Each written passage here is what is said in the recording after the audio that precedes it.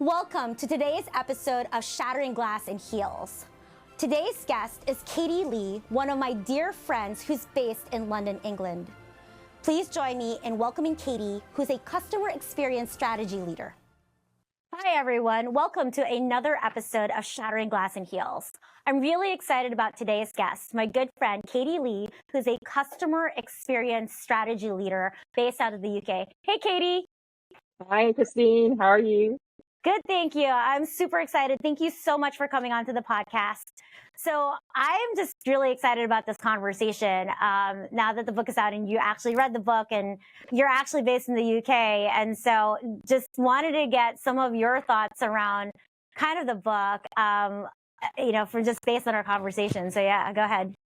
Yeah, well, firstly, Christine, thank you for having me on your live show. I really appreciate it. And more importantly, I love how your book is really changing the concept of women, especially Asian women, in leadership roles and paving the way and being super transparent about the pain points that we've all experienced or at least felt, but not necessarily, said out loud and actually openly discuss. That's why we're here today, openly discuss the challenges that some of us may face or continue to face. And how do we better improve that for future leaders? Coming up in the next 10 to 20 years' time. Thank you so much. Yeah, no, I think some of it too was like aha moments when you and I met and some of our conversations where I was really thinking about it more from like an American lens. Like, is this just America and like what I deal with from being in the US? But then actually like talking to you, and you're based in the UK and do a lot of like work within, Europe and South Africa, like I was shocked that so much of what I was experiencing also resonated with you, which is also the reason why I wanted to have this conversation, because I don't think it's just an American thing. I think it's like a Western corporate world thing. Is that a fair thing to say?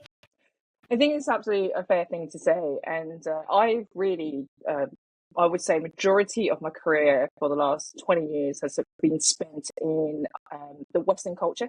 So like you were saying, in the US, in Europe, in South Africa, to a certain extent. And what I've noticed, especially your books are so factual and it tells it from the bottom of your heart. One chapter, what really resonated with me was being not necessarily most senior in the room, but being an Asian in the room and not seeing someone like you or feel like you. And that feeling is quite daunting, especially in your early career, right? Let me give you an example.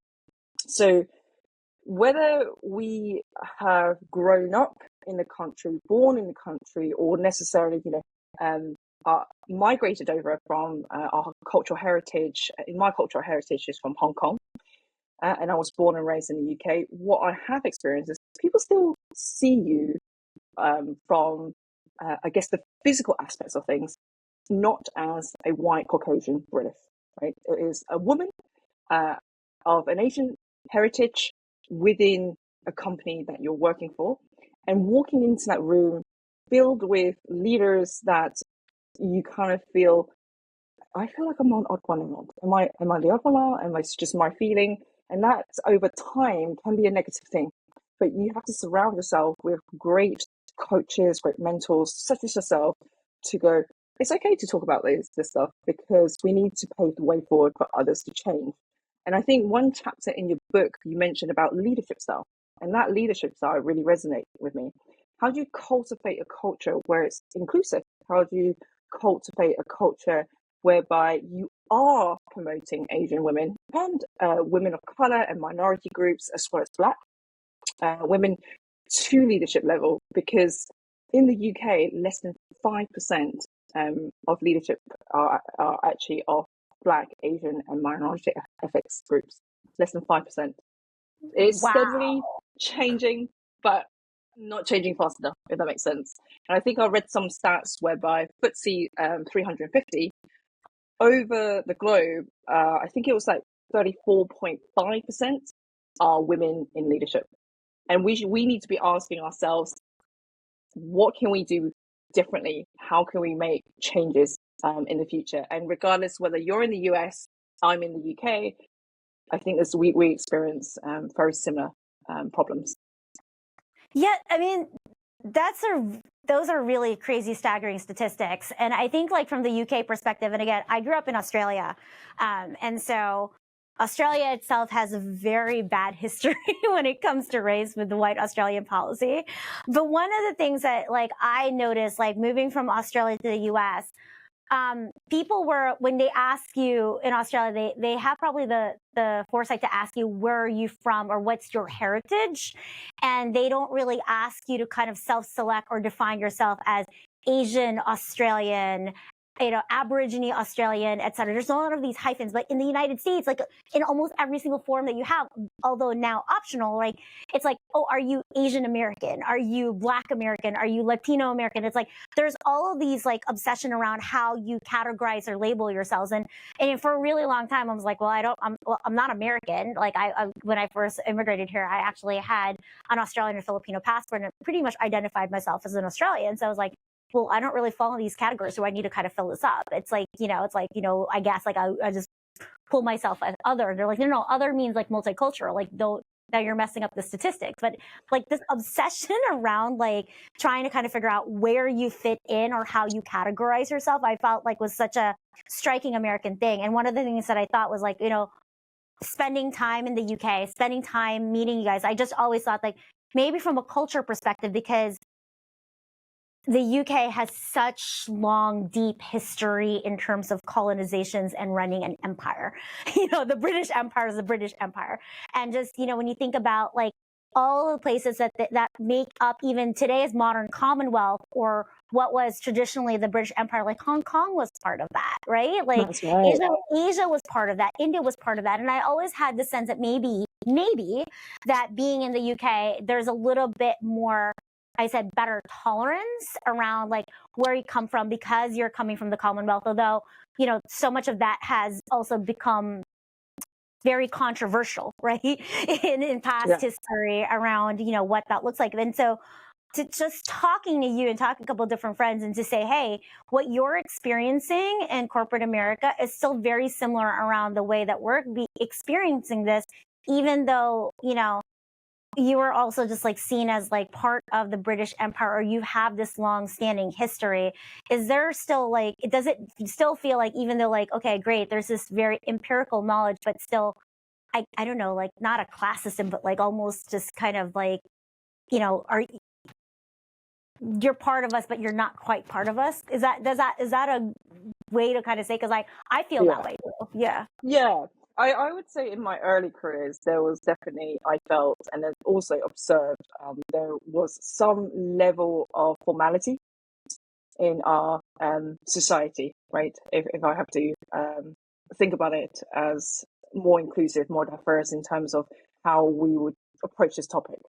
So, and growing up, and especially in my career, growing up in that environment, I would say people will look at you, and I have, in my career lifetime to date, had people come up and always ask me, where are you from?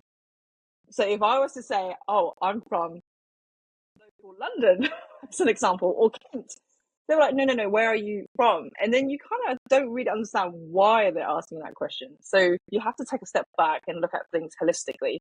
But even asking that question, sometimes it segregates you from, am I not included in your team? Am I not included as part of this leadership team? Or you look at your leadership team and you kind of think, only in my 20 years in my field, I've had no more than 2 Asian female leaders that I considered as coaches and mentors. And both of them are expats. Both of them are expats from either China or Hong Kong, and they lived outside of that country. One in America, actually both were in America, and then eventually settled in the UK. Now, 20 years, I've only met 2. And then not until we've worked together, that's your number 3. So that's a very small, this is very small statistics, okay? That's a very, very small statistics. Now, I have to be absolutely transparent, honest, that over time, what I've seen, especially in recent years, that has changed. Company and mindset have changed. But if you were to think about 20 years, even 10 years ago, that mindset, that breaking the barriers of Asian women or future Asian women leading into leadership roles. That has always been a pain point. And yes, like you were saying, the traditional background, even for the UK, if you think about it, it wasn't until I think it's the 18th century, and I think somewhere around 1928, women were allowed to vote, right? And then if you think about Asian women or women of color, we're only a very small percentage. So the question is, how many people out there are feeling the same, and how many people are allies of us to make a decision to break the trend? So if you look at even presenters today, a lot of the presenters, as you know, people do judge a book by its cover. People do judge by sometimes the physical aspects of things. How many of your presenters today are of Asian heritage? How many of them are leaning away so that the future leaders can come up and make a change? So I do experience that in the UK. It's still, it's not as bad, I have to say, in comparison to 20 years ago. However, you yourself, as you were mentioned in the book, is to remove the bias. How do we change that bias in our own selves and with others to try and say, let's be more inclusive, both cognitive, both heritage, and more importantly, focus on how do we as a group, as a community, as a society, start making it much more multicultural, right? So people feel much more inclusive. Because what I have experienced, especially my coaches, my coachees, even my mentees, when I think a couple of them would come up to me in the past, and I think the first thing that they said is, "You're the first, woman of Asian heritage that I've met in leadership role." And it doesn't really until it dawns on you, and you kind of think, "I never thought about that until you mention it." So how do we make sure that change? You know what I mean? I think you mentioned it in your book, and that really resonated with me. And it resonated with me. There are two mentees that I have, and they were in their early 20s, just at the start of the career, just like we were. And they are making the same observation, shall we say. They're making the observation, they're having the same feeling. And I'm saying, actually, 20 years ago, it was way worse. And then 20 years now, they're still saying it. So are we doing enough to make a change? 100%. I think that's also part of what sparked me to write the book is like, you're right. We're not doing enough. And to your point, and no one is talking about this. Maybe switch the dimension a little bit, right? Like, let's strip off the race part of it and just talk about it in the dimension of women, like just being a woman. And I just like to think like, hey, the UK, when we talk about royalty and monarchs, you've had like the longest, standing leader of the monarchy and Queen Elizabeth for 70 years. That's a pretty high rank. And then, you also have Queen Victoria. I know my queens and like in British history. And so does it is it fair to say like, that there's a little bit better acceptance about women in leadership roles, like having that example being within the monarchy, but that's also a monarchy in its own institution. Does that translate to like corporate America? Does that still, corporate UK, right? I guess, does that translate a little bit more from corporate UK perspective? And is that a little bit kinder? Is there a little bit better like acceptance around that, knowing that you've had these tremendous women leaders throughout history in the UK? Yeah, absolutely. It does translate. And if we look at women in leadership in general, what you see in the trend in the UK is people are beginning to recognize there needs to be a balance. Okay. And less around balance, there's more equality. How can we drive equality throughout the organizations that we work with, the companies that we work with, the customers that we work with?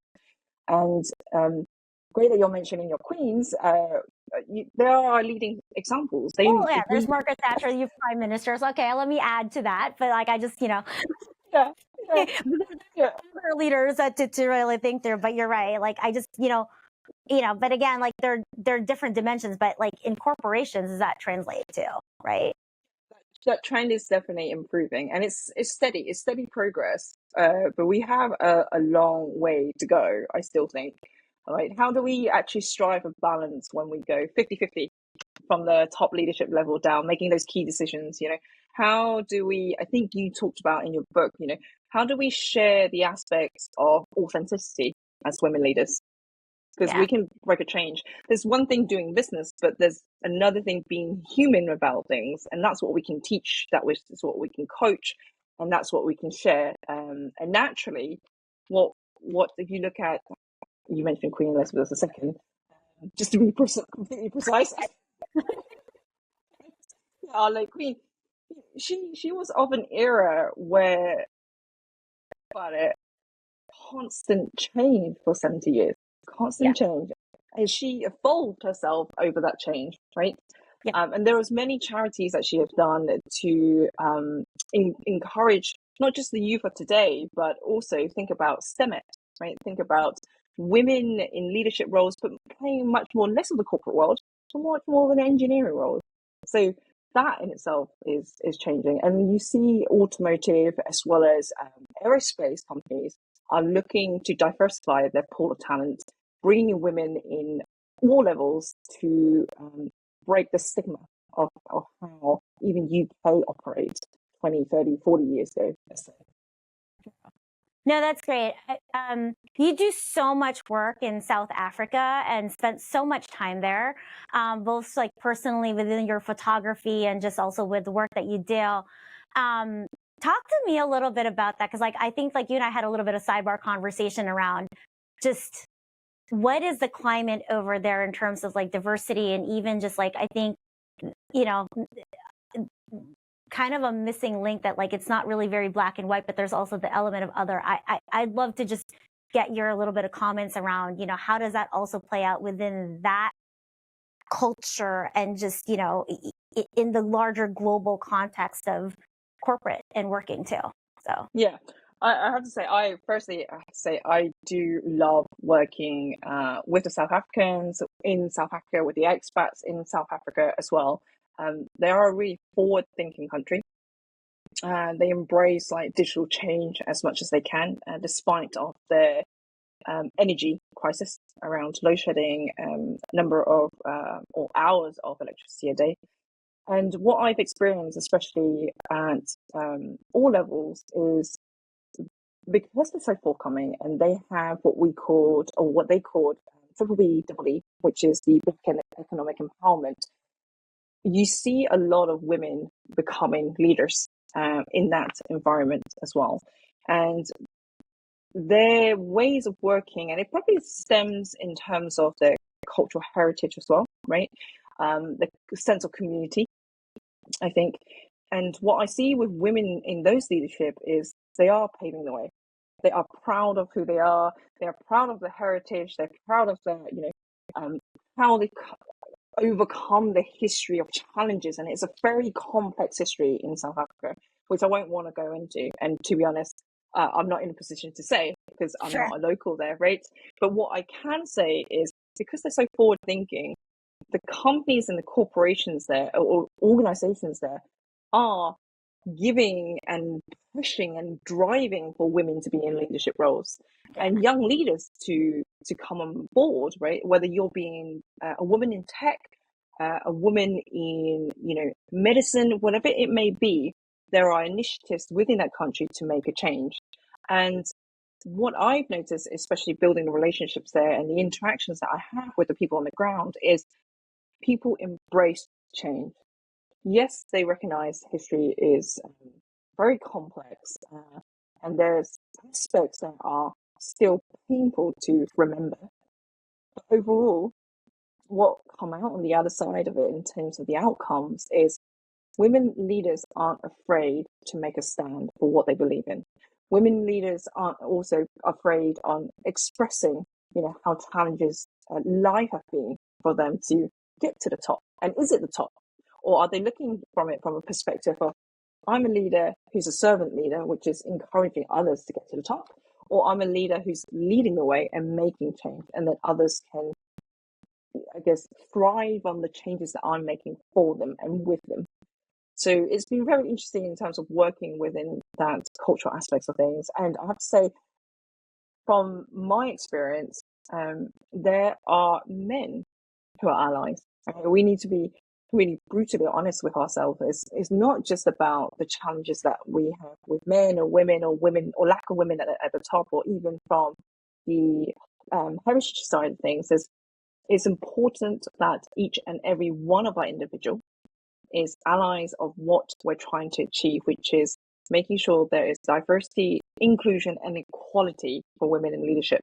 And more importantly, is leading the way so that the future generation can see that we are making change. We're not, 1960s or 1950s, or even the 17th century where women had holds no rights to vote. So yeah. I do love working with the South Africans. I love this perspective, love this conversation. And I kind of laugh because, when you and I first met, like, when you're dealing with anyone who's British, there's always a formality around it. And it's not, there's very, very formality. And then you and I come from Asian cultures, it's very different. It's very, very, there's a warmth to that culture where, you walk into someone's home and the first thing that they're shoving in front of you is food or something like that, right? They're just that, like you got to go out of your way. I just love the fact that like I was there on business and it was kind of like, okay, I get it. Like if people were out in the US, like my first instinct is to take people out, like do this and that. And it was like, I got the coldness of like, oh, like people, I come into the office, this is a work thing. These are the meetings they had for me, but don't expect to have someone take you out to dinner or, get that warmth. And then you and Sophia come in and are like, no. We're going having drinks and like, just like, you're not eating by yourself. We're going. And where do you need to go? We need to go shopping. We need to go this. It was like, kind of like, get your stuff. We're gone. And I so appreciate kind of like that warmth and everything. And then I also just kind of laugh because like none of us like wasted any time or like a second having a conversation about like, oh my God, you're a executive leader as an Asian person, like, and a woman. Like it was I got that fangirlness from you guys. It's just so crazy to me. And it was just, and as the story and evolved, I didn't expect to write this book when we met, but it's just crazy to me, like that's kind of how it evolved. And then as we start to dive deeper in these conversations, it's like, yeah, like I just really appreciated the fact that like, hey, it wasn't female rivalry that like embraced the friendship and the conversation. It was kind of like, yes, one of us, let's go band together, let's link arms, and how do we work together and do better? And I feel like that's what really needs to happen a lot more. But there is, absolutely. I love the British formality. I'm glad that you actually brought that point out, because that formality is still very much there until and I remember before you came to the office, and there was a note to say, hi, Christine Duque has just joined, please make sure you schedule a meeting. Do you remember? I was like, okay, we'll schedule a meeting.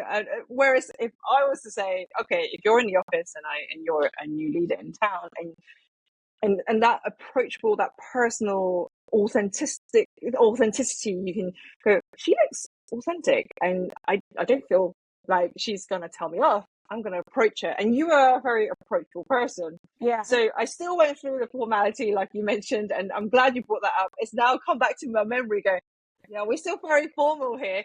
That's changing slowly, company by company, culture by culture, people by people, individuals. But that formality of, I got to schedule a meeting, it's only half an hour. I've only got half an hour of her time. What do I want to talk about? Do I want to send her a list of questions beforehand or not? But when we first met and the three of us was in the room, instantly when I can't remember how we opened the topic. So I think we opened the topic of, how long are you in town for? And then you started going, oh, this is my background. Yeah, this is my background. Do you remember? Yeah. List. All those restaurants are crap. Don't go there.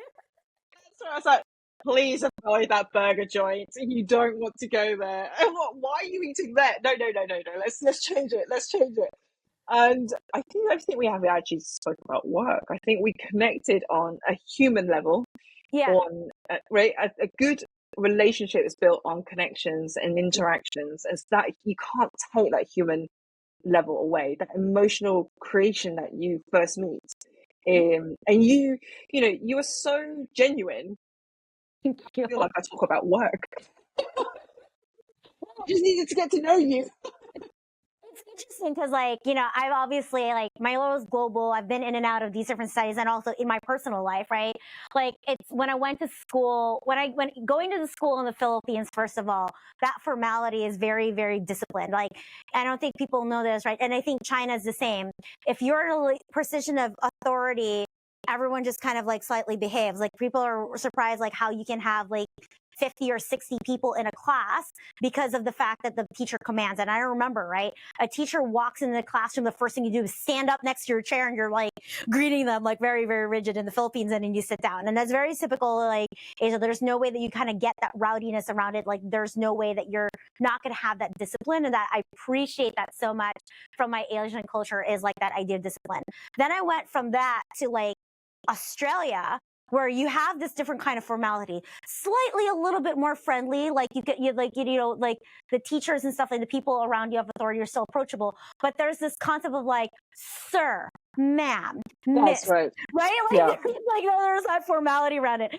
And then I moved from Australia to the U.S. at 15, and I go to school. I was originally going to go to a boarding school, and then I ended up doing into a public high school for the first time in my life in the US. That was a co-ed, and I had been in all these like all girls schools, and so that was a big thing. But it was a really, really good public high school. Let's just put it this way: Lauryn Hill and the Fugees graduated from there, and then also Andrew and Elizabeth Shue. So like, it is probably the most diverse socioeconomically, like, schools in the United States. Actually did get a reward for that. But then you talk to the teachers, and I'm like, sir, Mr. Like, please don't do that. Call me Ben. It's a very, like, you could never, it's those kinds of formalities. And so, like, I feel in the US, like, there's a little bit more of that, like, brassiness of like, we don't care, like, tell me how it is. And you can't do that in certain circles, especially like, Yeah. in the UK, right? And in business, in a lot of ways, like, has a little bit of that formality. But like, we live in the customer experience space and marketing agencies, and like, we were a threat when we first came to corporate America. We were the jeans and t-shirts and hoodies guys, and they're like, what are we going to do with these creative people who just had a very different approach to business, very personal, right? That's the whole marketing agency customer experience approach is a very personal, approach, where business is about people. And then you've got this like formal structures, but that's what I kind of get as well. Like, even more so in the UK, is there is still the formality. There is still like the old traditions. There are still titles do matter. Yes.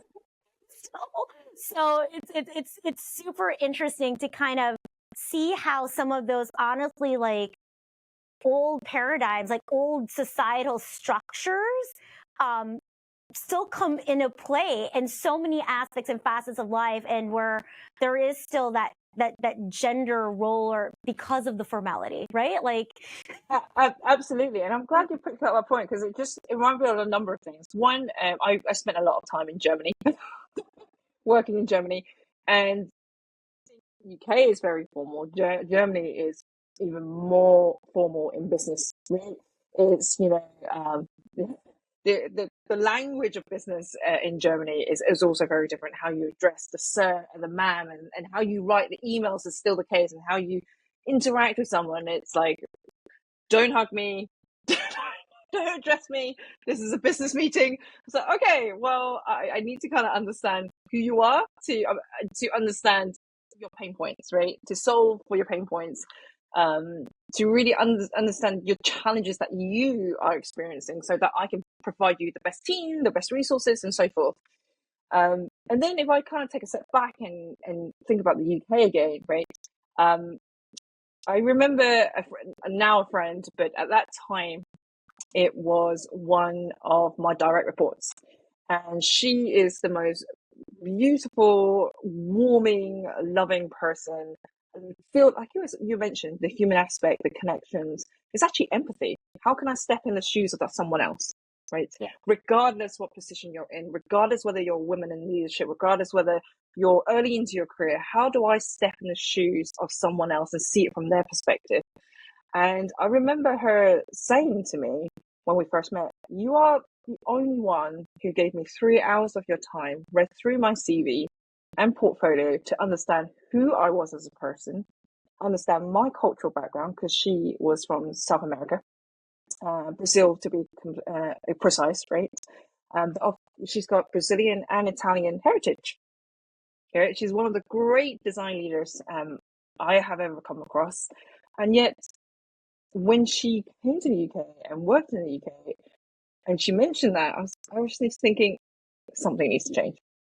Something needs to change. And like you were saying, when you're in the world of designing and thinking about strategy, especially from an experience level, so behind every business, behind every technology, you remove that aspect. You're dealing with people, right? So when you're dealing with people, you need to understand behaviors, and bringing that formality up. I'm doing a lot of things with my hands because I'm expressive, but I remember I have to refrain from doing all of that in my early career, right? Oh, it's Italian. It's very acceptable in Italy to just talk with your hands. It's part of speaking Italian. You have to talk with your hands. But no, but you're right though. And even like in the UK, I laugh because I'm in and out of London all the time, and it's also like interesting even for me to come in and like see how like the first it was very like this like very formal kind of thing, whatever, just in and even like the younger ones, like the analysts and like I laughed so hard because they were so afraid to like talk to me and whatever. And then once they found out, like to your point, like I'm really like not like like it's not that I don't have executive presence. You're right. I'm approachable, and a lot of executives like within that context are not as probably approachable as I am because of that like formal language first, right? And it's just really kind of funny, like when they started like break it down and they feel like they can just talk to me, like you're just like, oh, oh my gosh, this one kid goes to me, you were my hero when you came to the town hall and you brought the bunny ears, and like I couldn't. Oh yes. That was brilliant. He was in the head, man. Like he was just like, oh my gosh, and I was like, he goes, you're still my hero. Like it's just like it's just kind of really funny because I think and I say that because like in order for us to do better, right? To like we have to there is that when you build relationships is finding familiarity, comfort, and trust really quickly. And in order for us, to kind of break the barriers and all of us pull each other up, I feel like that's another barrier within like the UK or even with Europe is that level of formality and how quickly you can break through that to get to that genuine, authentic conversation, to get into like building that relationship. And that was just something of like an aha moment with me where like people are just like, oh my gosh, like she just seems like this most approachable thing. And it makes me laugh because there was like that, I think I talked about it in the book, like, and this has happened many times, but not just like in that conference in UK, but I was also sitting in the office one time where literally people are staring at me and I'm like, like say something, like, and then finally like it goes like, and just keep staring at me. I can feel you staring at me, and you guys like, it's like, and they're like, he was like, are you her? I'm like, her. I'm like, her what? And as soon as they hear the roll of the R, and they're like, she's that's her. And I'm like, just hi, how are you? It's a little bit of like that kind of formality, and I'd like that adds to the whole like crazy Beyonce factor when it comes to me. But it shouldn't have to be that way. But it is that to kind of break that down and to create those relationships. Yeah. Well, it's funny you mentioned that because also go the other way. Yeah. Because you're so authentic. You're so approachable, and you smile and you laugh. It's not that you don't take your work seriously, you do. It's just people might not see it from a cultural perspective. Is she being serious? Is she serious enough to be a person in leadership? That's the other way. So there is, but there's a switch.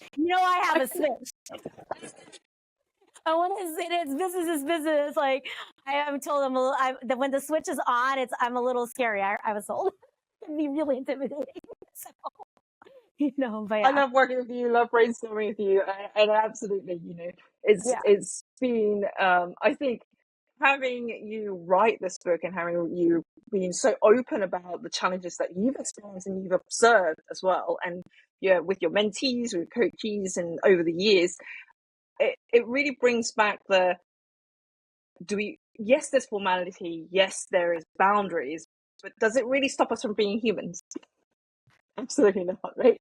Yeah, This is stuff from being humans, and how do we change that, like, across the globe? yeah, Um, and um, and actually, there's one thing that what I love about South Africa is people are very warm. Like, it's just their culture. They're very warm and very approachable, and you know that find that approachableness, they can split the difference between business boundaries and the personal human aspects of how they interact with others. yeah. So there's never, there's never a blurred line, where you stand and so forth. But yes, the formality in Europe, in the UK business, it's changing, but it's not necessarily changed, if that makes sense. Yeah, no, that makes sense. And I love this because, I talked about it because it's like, whatever I talk about in the book is a lot of it from my perspective. But like the thing about it is like, it's about culture and histories. Everyone has all these Yes. complicated cultures and histories, and you can change. And that's like when you start to look at the dimensions of race and diversity, equity, inclusion all over the world. It's taking that dimension of history and just like the complicated histories that everyone are coming from and the different perspectives of where you are. And I love the Yeah. fact that, like, hey, from a UK perspective, there is this complicated history of being the British Empire and having, and even today with the Commonwealth, we're not going to get into the recent controversies. We're not going to do this Team Kate, Team Meghan thing. But Yeah, that's not going there. that's a totally different podcast. but there are some of these things that do come up a little bit, but you have to like understand there is like that the part of it is like the perspective, the different histories that kind of come into it. I'm gonna take like out of like the diversity. We have got a couple of minutes, but just want to talk a little bit about like technology, because you and I are both in the tech space and we are in the area of like customer experience and really just, tech is not going anywhere. Like, I'm glad that we don't even have to talk about our titles as digital anymore because everything's digital, right? So it's, and I think we get to a point like data, AI, and human experience, you and our job is to balance out the tech and the human experience and make sure that as we're solutioning all these things for our clients, that we don't lose touch of the human touch and human values. And the reason why I want to bring this up, because I feel like it's au courant to bring it up. Like, you and I had a conversation about AI over the weekend, and just what that, like, I'm sorry, I'm just going to geek out for a second because I feel like people Go just for it. need to hear this conversation because it's so good.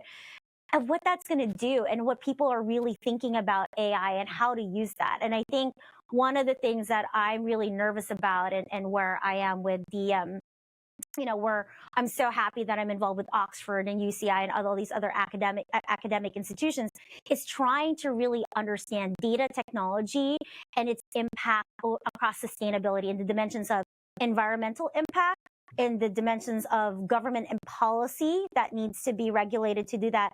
And most importantly, the social aspects of it, responsible use of AI and ethical AI.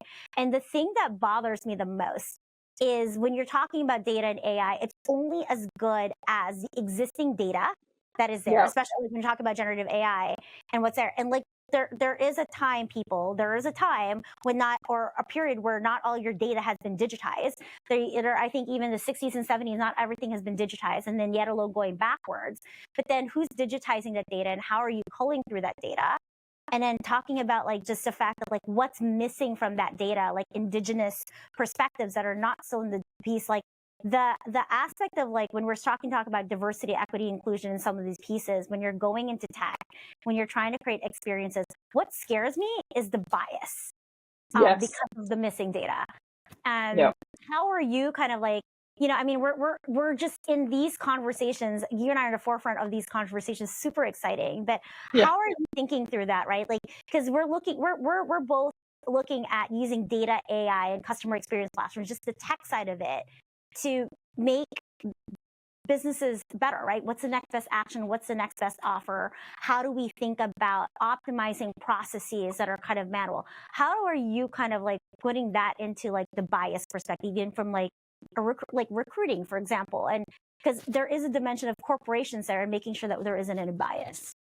Yeah, absolutely. And coming from, so I studied industrial design and technology way back in my university days. And we've always anchored ourselves in a standard methodology of human-centered design, right? and bringing back that human element. As much as we love the hype of technology, and you and I have been in this field long enough to go, here's another hype, but the hype will turn into reality at some point. Okay, that AI data is only as good as the people who enter the data. So if you've got a level of bias or prejudice or whatever it may be, can we truly trust the data? And is AI truly AI is my question. And I remember a friend, he asked me if I wanted to present at a conference. This was about 2 or 3 weeks ago. And I went, what is the conference about? So it's about the future of AI, the ethics of AI. And I went, if I was at that conference, unfortunately I couldn't attend, the first thing I would ask is, imagine a world with no people. What are you going to do with that AI? Right? And if we were to think about how to help, not just businesses, but how to help society, how to really address the core challenges of what we're experiencing from a socio-economic perspective, we need to remove that bias. And in order to remove that bias, and yes, you're right, indigenous data is so small and not yet collected. You know what's true and what's not out there. And the best approach that I've been talking to a number of people and customers is about what we're truly solving for is people, process, and platform. Right. Yes, there's data. Yes, there's AI and new technology that's coming out and being born and reframed and reborn.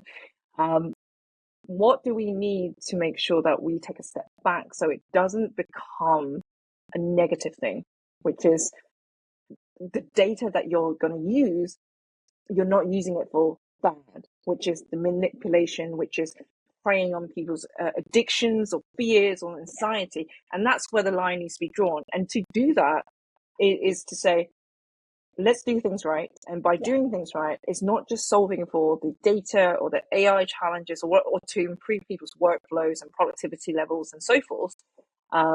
It's really to look at human behaviors as pure as it can be. And that is making sure that you have qualitative data, right? Not just quantitative data, because quantitative data can only give you the numbers and the metrics. Yeah. But in order to get through to remove the biases, it's a pool of diverse thinking, a pool of diverse kind of understanding. And you can only approach that if you do appropriate research. Yeah. No, I love it. Because I feel like it doesn't matter which dimension we're talking about. We're still talking about representation, right? Representative data. Exactly. That is non-biased. It's representation. It's like representative data. Like you can't get to these models. You can't like get rid of the bias. And it's I love how like there are really just parallels to like real life and like where data and technology really is. And if anyone else is really watching this and listening, there's even more reason why women in technology and diverse women in technology voices are so important, because of the fact that like we are moving towards a lot of use of the data and the technology, and no one's thinking about these dimensions. And I just love that that's one of the things that you and I think about, like, is the bias, is the ethical side of it. Like someone, again, comes representing that as well. And so that's one of the things I just love about it, because about you and I are just really thinking proactively around all these different dimensions, because it matters. It matters in the world that we live in and the places that we work. And that's part of the change that we need to create, right? Is that absolutely. What are the, like, for example, what are the guiding principles of AI? That's really focused on the human experiences and the interactions and the behaviors, because every time you, let's take the use of social media, great, are they creating, you might think it's an advert, but are they really creating an advert that's going to help you, or are they using your data to hook on your addiction? That's my question. Right? So there's loads of open questions. There's lots of different things that we can explore. But more importantly is making sure that the use of data, making sure that you're using AI in the correct manner, in the right way, and you're doing it for good, and solving the right human challenges and problems, so that the planet benefits from it. The economy and society that we live in is fair. Yeah, that's what I have to say. I mean, thank you so much. We tackled a lot of different topics today.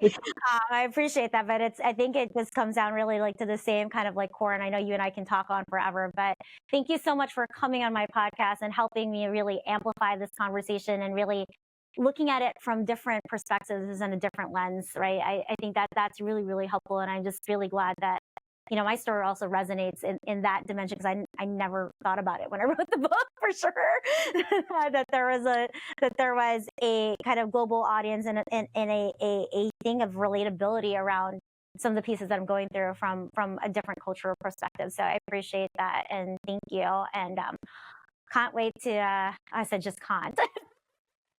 Can't. Yes, can't. To get some food and Yes, there's definitely. and cookies in our future. Oh, I can't wait. Definitely. Well, Christine, I just want to say thank you for writing the book. It was a really inspirational read, and I think I would encourage anyone to read it, regardless of where you are in the world. You can relate to it, and more importantly, you have a voice. Right? It's important to have a voice. And you've encouraged me to speak openly about these things. So normally I would just go, oh no, should I not? But actually no, we need to make a change in our society, and more importantly, our next generation is looking at us to go, what can we do differently? And how can we think differently? And that's been an aspiration. So thank you so much having me on here. And I can't wait to see you soon enough. Yes. Thanks, Katie. Thank you. Thank you for listening to my podcast. I hope this has inspired you to continue the fight for equality, challenge stereotypes, and lift as we climb. We'd love to hear from you. Amplify the conversation in social media, following @DuquesseCD. For more information about me and my Amazon best-selling book, Walking in My Shoes, Shattering Glass Ceilings in Corporate America, check out DuquesseCD.com.